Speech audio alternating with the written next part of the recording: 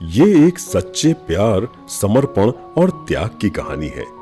विशाल नगर का राजकुमार स्टीवन अपने घोड़े पर बैठकर जंगल की सुंदर वादियों के बीच में विचरण कर रहा था। उसे किसी लड़की के कराहने की आवाज सुनाई पड़ी। वो घोड़े से उतरकर उसी दिशा में आगे बढ़ गया। एक अत्यधिक खूबसूरत राजकुमारी जैसी दिखने वाली लड़की झाड़ियों के पास घायल पड़ी हुई थी।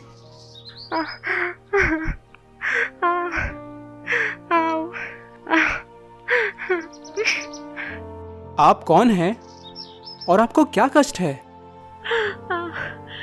मुझे सिर्फ मेरा नाम याद है, डेजी। मैं यहाँ कैसे आई ये मुझे कुछ याद नहीं आ रहा है। कोई एक भयानक सा चेहरा, मुझ पर हमला, उसके बाद क्या हुआ मुझे कुछ याद नहीं आ रहा है।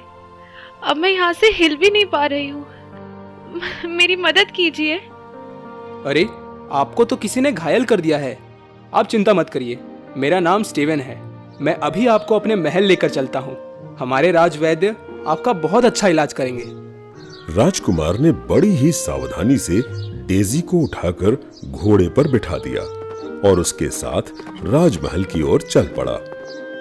स्टीवन ने डेजी के इलाज के लिए राजवैद्य को बुलावा भेजा।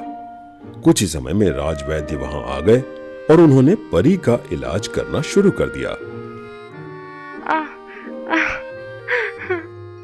डेजी, मैं जानता हूँ आपको बहुत पीड़ा हो रही है। वैद्यराज के लेप से आपको शीघ्र ही आराम मिल जाएगा। इनका काढ़ा कड़वा है लेकिन असरदार है। आंख बंद करके पी लेना। डेजी का इलाज चलने लगा और धीरे धीरे उसे आराम भी होने लगा। वो अब थोड़ा बहुत चल फिर लेती थी। जिस कक्ष में वो रहती थी वहां पर राजघराने के किसी व्यक्ति के सिवा सिर्फ राजवैद्य और सेवक वर्ग ही आ जा सकते थे। राजकुमार दिन में कई बार उसकी खैरियत पूछने के लिए आ जाता था। हे राजकुमार, आपने मेरा बहुत ख्याल रखा और इसी वजह से मैं काफी स्वस्थ महसूस कर रही हूँ। मुझे अब मेरे वतन लौट जाना चाहिए, लेकिन मेरी समझ में नहीं आ रहा है कि मैं जाऊंगी कहाँ।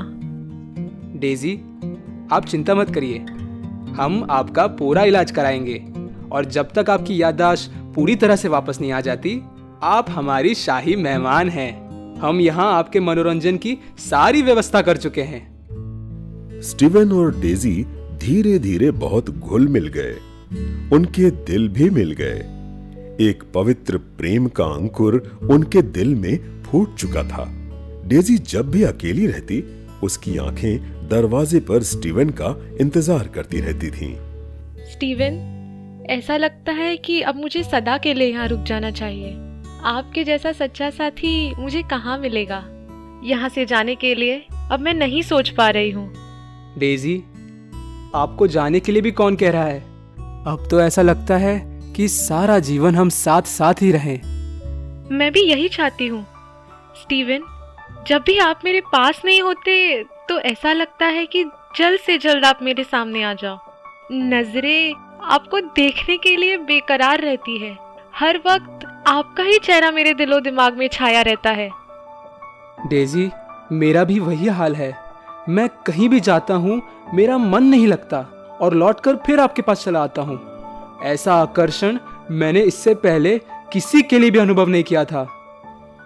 एक रात एक उड़न खटोला राजमहल के पास आकर उतर गया। उसमें से दो परियां बाहर आ गईं। राजकुमार स्टीवन उन्हें देखकर चौंक गया। वो दोनों परियां उड़कर डेजी के कक्ष में पहुंच गईं। डेजी, चलो हमारे साथ, हम तुम्हें लेने आए हैं। उड़न खटोला तैयार है। आप लोग कौन हैं? मुझे उड़न खटोले में कहाँ ले जाना चाहते हैं? डेजी, ये कैसी बातें कर रही हो? हम तुम्हें परीलोक ले जाने आए हैं। तुम एक परी हो, यहाँ पृथ्वी लोक पर नहीं रह सकती। अरे, तुम्हारे गले का चमत्कारी मोती कहाँ चला गया? शायद इसीलिए तुम अपनी याददाश्त खो बैठी हो। हम रानी परी से कहकर अभी तुम्हारी याददाश्त वापस ले आएंगे। उस परी ने अपनी जादुई शक्ति से रानी परी को याद किया और रानी परी ने परी लोक में बैठकर ही डेजी की याददाश्त वापस ला दी। राजकुमार स्टीवन, मैं एक परी हूँ। मुझे परीलोक जाना ही होगा। मैं पृथ्वी लोक पर आने के बाद अकेले आपके राज्य के जंगल में आ गई थी। मुझे एक जादूगरनी ने चमत्कारी मोती हासिल करने के लिए घायल कर दिया था। अब मेरे पास कोई भी परियों वाली शक्तियां नहीं रही। आपने मुझे बचाया, मेरा बहुत साथ दिया। मैं आजीवन आपकी आभारी रहूंगी। मुझे क्षमा कर दीजिए। मुझे इसी समय परीलोक जाना ही होगा। क्या मैं भी आपके साथ परीलोक चल सकता हूँ? नहीं राजकुमार, मनुष्यों को परीलोक में जाने की अनुमति नहीं है। मैं भी आपका साथ निभाना चाहती हूँ, लेकिन परीलोक के नियमों के कारण मजबूर हो गई हूँ। मैं पूरी कोशिश करूंगी कि वापस आकर आपसे मिल सकूं। यदि परीलोक से नहीं आ सकी तो ये हमारी आखिरी मुलाकात रहेगी। मेरे प्यारे साथी, मुझे माफ कर देना। डेजी, आपके साथ बिताए हुए खुशियों के अनमोल पल मैं कभी नहीं भूल पाऊंगा। उसी समय डेजी के पंख निकल आए और वो एक पूर्ण रूपेण परी बन गई। वो दोनों परियों के साथ उड़न खटोला की तरफ चली गई। वो बार बार मुड़कर स्टीवन राजकुमार को ही देख रही थी। उड़न खटोला उड़ा और स्टीवन का दिल रो पड़ा। डेजी परीलोक में पहुंच गई। रानी माँ, मैं राजकुमार स्टीवन से बहुत प्यार करती हूँ। मैं उनके बिना नहीं रह सकती हूँ। मैं आपसे हाथ जोड़कर विनती करती हूँ कि मुझे हमेशा के लिए उनके पास जाने दीजिए। डेजी, ये तुम क्या कर रही हो? हम परियां मनुष्यों से कोई मेलजोल नहीं रख सकती। यदि तुमने हमारे नियम तोड़े तो तुम्हें उसका फल भोगना पड़ेगा। मैं सब कुछ सहने के लिए तैयार हूँ। मुझे पृथ्वीलोक पर सदा के लिए जाने की आज्ञा दीजिए। मेरी नजरों के सामने से हट जाओ, वरना मैं तुम्हें ऐसा श्राप दूंगी कि कहीं जाने लायक नहीं रह जाओगी। डेजी रानी परी के गुस्से से डर गई और वहां से हट गई। यहां राजकुमार स्टीवन प्रतिदिन आकाश में बार बार देखते हुए डेजी का इंतजार करता रहा। उसकी स्थिति बावलों जैसी हो गई थी। रानी परी को एक परी ने आकर सारी बात बताई। रानी माँ, राजकुमार स्टीवन और डेजी दोनों की स्थिति बहुत नाजुक है। इन दोनों का प्यार पवित्र और सच्चा है। दोनों ही प्यार के लिए हर प्रकार का त्याग करने के लिए तैयार हैं। कृपया आप इस पर ध्यान दें। मुझे इस बात का पूरा विश्वास हो चुका है कि स्टीवन और डेजी दोनों एक दूसरे से सच्चा प्यार करते हैं। हमें इनके प्यार का सम्मान करना चाहिए।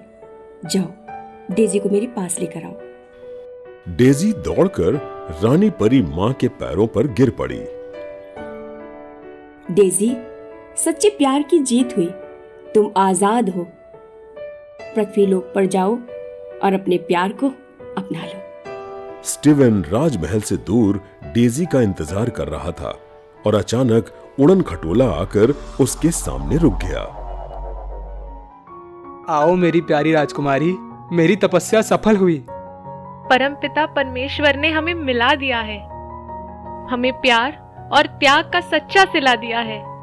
डेजी दौड़कर आई और राजकुमार स्टीवन से लिपट गई। सच्चे प्यार और त्याग की जीत हुई। वे दोनों विवाह सूत्र में बंध गए और उनके जीवन में खुशियों की बहार आ गई।